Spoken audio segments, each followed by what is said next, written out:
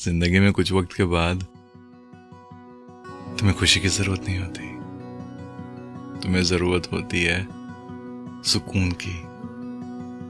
क्योंकि तुम समझ जाते हो कि खुशी ना दिमाग की बात है, वो हालात से लोगों से बदलती रहती है, पर सुकून जो है वो रूह की बात है।